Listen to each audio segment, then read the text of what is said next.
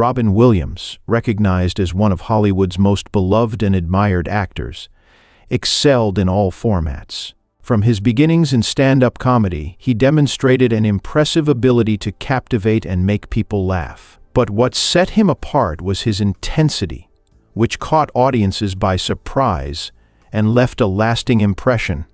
His journey took him from television screens to movie stardom, where he showcased his talent across a wide spectrum of characters, from humorous and fun to deeply dramatic. Each role left a mark, making his tragic death even more shocking for audiences who always saw a smile in him. In this video, we're diving into the life and career of Robin Williams. But we won't stop there. We'll also explore the secrets he kept, the illness that tormented him, and how his final days unfolded. Trust me, you won't want to miss the details we've uncovered. Before we dive in, take a moment to hit that subscribe button and turn on notifications so you never miss out on content like this here at Frolic. And why not take this opportunity to also leave us a comment telling us what your favorite Robin Williams movie is and why. Robin Williams was born in July 1951 in Chicago. Growing up in a wealthy family might sound like a dream, but his childhood was marked by deep loneliness. His parents were always busy, creating an emotional distance that left a lasting impact on young Robin. Robin had a calm, introverted personality, often playing alone and creating imaginary friends to fill the void. Frequent moves due to his father's job, paired with his mother's busy lifestyle, left him in the care of a nanny. But she couldn't provide the parental attention he truly needed. In this lonely environment, something fascinating happened. Imaginary voices emerged as his only companions, a creative spark that would stay with him for life. When Robin realized that performing characters with these voices brought him relief, he began taking on different roles. In his effort to capture his mother's attention, Robin started shaping the comedic talent we all know today. Years later, when he was famous, he was interviewed alongside his mother, and the special bond, born from a deep need for attention and affection, was still visible. When his father finally retired and Robin reached adolescence, his family decided to settle in San Francisco. This city marked a turning point. Robin had previously attended conservative schools where his personality couldn't fully shine. But San Francisco was different. For the first time, Robin felt comfortable in his new school. He took his first acting class, and it helped him overcome his shyness. When he discovered improvisation, he realized he had an incredible talent for making people laugh. People who make others laugh often crave attention and companionship, things Robin longed for as a child but never received from his parents. By graduation in 1969, Robin was clearly the class clown and a favorite among his peers. Everyone remembered him as someone fun, friendly, charismatic, intelligent, and popular. Robin was destined for overwhelming success, but it is this very success that is about to bring severe problems to his life. Robin attends college with the intention of pursuing a career in political science. But here's the twist. He spends way more time in theater productions than in his actual classes. His brilliance is undeniable. He's a star in the making, and it doesn't take long for that to become clear. Because of his passion for performing, Robin leaves his first university behind and heads to the College of Marin, a public community college, to fully immerse himself in theater. Eventually, Robin earns a spot at a prestigious performing arts conservatory at Lincoln Center, where his skills really start to shine. But it's not just about perfecting his craft. During his time at Juilliard, he also meets his first wife, Valerie. At the time, she's finishing her master's degree in dance, and he wins her over with his charming ability to speak French. From that moment on, Valerie becomes Robin's most faithful supporter, standing by him not just as an audience member, but also as a crucial part of his creative process, helping him refine his comedic material. But there's a catch. We'll dive into how he eventually sabotages this relationship later. Robin left his teachers astounded by his ability to effortlessly slip into multiple characters, changing accents and gestures as if it were second nature. It was as if he was born to do this. But after a couple of years at Juilliard, one of his professors delivers a surprising verdict. There's nothing more they can teach him. For Robin, this is frustrating news. He's not ready to stop learning, not ready for things to end here. So what does he do? Robin makes a bold move. He leaves Juilliard and heads to San Francisco, ready to fully immerse himself in the stand-up comedy scene.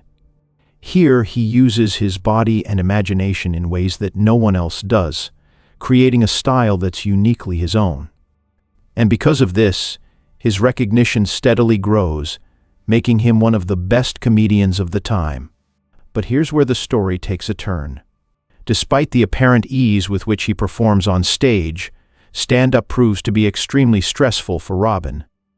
The pressure of each live show becomes a burden he can't fully bear. To calm his nerves and ease the anxiety, he begins resorting to substances like alcohol, numbing his mind just to make it through the performances. It's during this time that a television producer spots Robin and sees something special. He convinces the team behind Happy Days, a top-rated show, to include Williams in a single episode. And that's how Mork, the quirky alien, was born, a character that was initially intended to appear just once. Robin steps into this role despite skepticism from the production team. They doubt whether a simple comedian can really deliver. But then something incredible happens. The episode becomes a massive hit, smashing viewership records, all thanks to Robin's performance. Because of this success, the show's producers bring him back for 22 more episodes. But his career isn't done skyrocketing yet. His performance is so outstanding that the team decides to create a spin-off series where Robin takes center stage. Thanks to this show, Robin's recognition soars even higher, changing his life forever, but not necessarily for the better. Financially, Robin is thriving, but emotionally, it's a different story. The pressure intensifies, and once again, he turns to old habits for relief, substances, especially alcohol. This time, his environment drags him deeper into the darkness, leading him into affairs with other women. He ends up betraying the very wife he once saw as his dream come true. During this chaotic period, Robin starts consuming more and more of a certain white powder, often alongside famous friends like John Belushi, a name that's about to become incredibly significant. Robin's life becomes a blur of endless parties and sleepless nights. Although he's blessed with unmatched energy, even Robin has his limits. That once boundless energy begins to fade. Sometimes he falls asleep on set. Other times he zones out, lost in his own thoughts. The wild lifestyle and the relentless demands of his career begin to take a heavy toll. Balancing his passion for entertainment with his growing addictions becomes impossible. By the early 1980s, Robin ventures into the world of cinema, starring in his first major film, Popeye. But the movie doesn't achieve the success that everyone expected. It's labeled a critical and commercial failure. Yet, there's a silver lining. It opens doors to a series of hit films that would soon follow. One night, after performing at a comedy club, Robin meets up with John Belushi. They head over to the Chateau Marmont, where they share some powder and say their goodbyes. The very next day, Robin is on set when he receives devastating news. John Belushi is dead. The cause? An overdose. This moment hits Robin hard, really hard. The death of his friend, coupled with the birth of his first child, Zach, forces Robin to confront the reality of his lifestyle. He realizes the path he's on could lead to the same tragic end. So he makes a life-changing decision. No more drugs, no more alcohol. But even as he distances himself from substances, there's one habit he just can't shake: his tendency to cross the line with other women. And things are just about to get worse.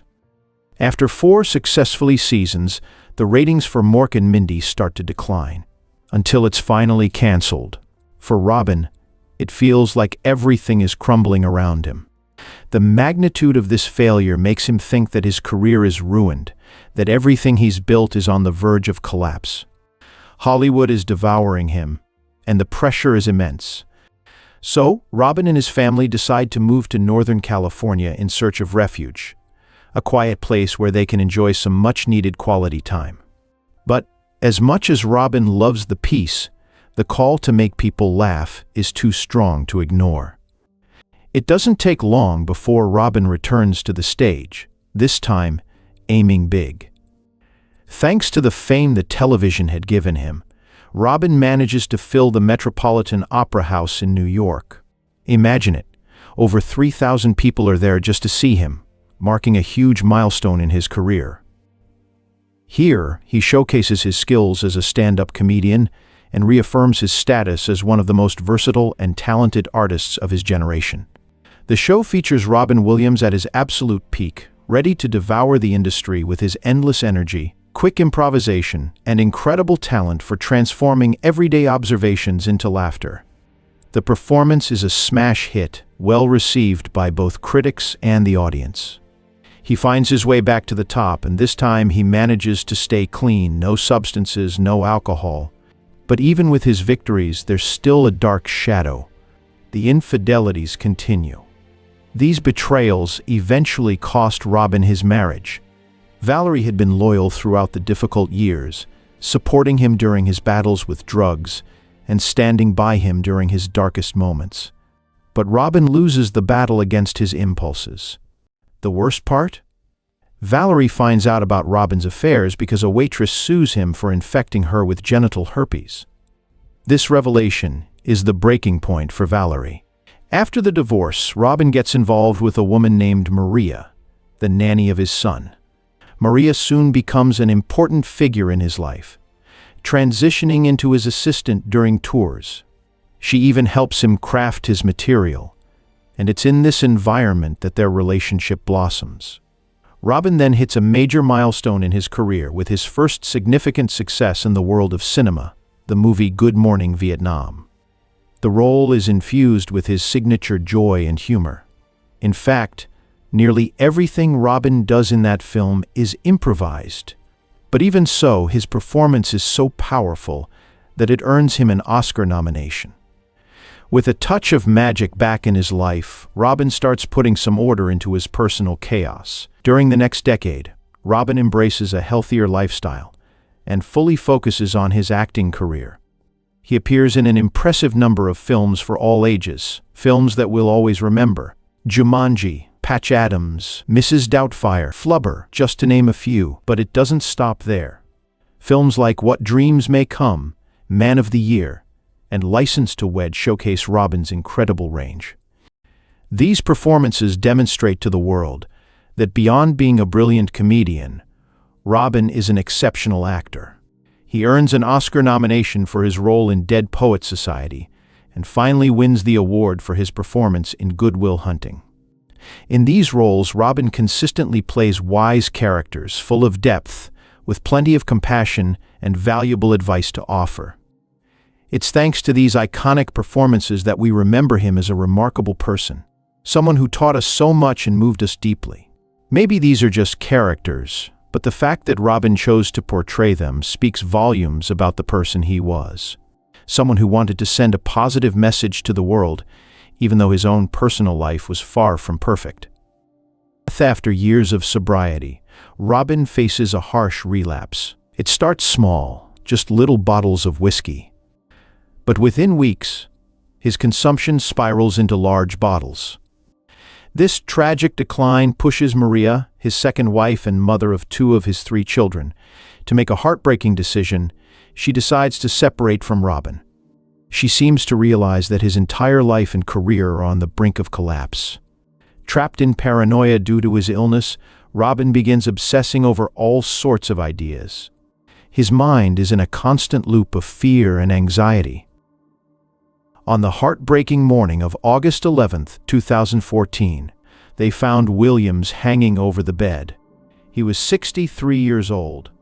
His widow says it wasn't depression that caused his death, but that this was one of the many symptoms of a deeper condition that the family did not understand. The autopsy of his body revealed that Williams had Lewy body dementia. This is a debilitating brain disease that causes motor problems, hallucinations, and changes in the mental state of the patient. Williams's remains were cremated and his ashes scattered in San Francisco Bay. 10 years after his death, Robin Williams remains one of the most remembered actors, and like few others, revered by all audiences. The actor was honored by all sorts of actors, artists, celebrities in general, and even by the then President of the United States, Barack Obama. Even the United Nations held a tribute in his honor the day after his death, with a special reading of his lines in the memorable movie Dead Poets Society, in honor of his work on Broadway. The lights were dimmed for a day, and that same night, the cast of the musical Aladdin invited the audience to sing together the most important song of the genie. In the world of comedy, tributes were also abundant. His career was honored at the following Emmy Awards, where Billy Crystal, a great actor and friend of Williams, introduced him in the best possible way. The brightest star in our galaxy of comedy. We hope this video has been helpful to you. If you have something to add, please share it with us in the comments section. If you are new to our channel, don't forget to subscribe. We truly appreciate your support.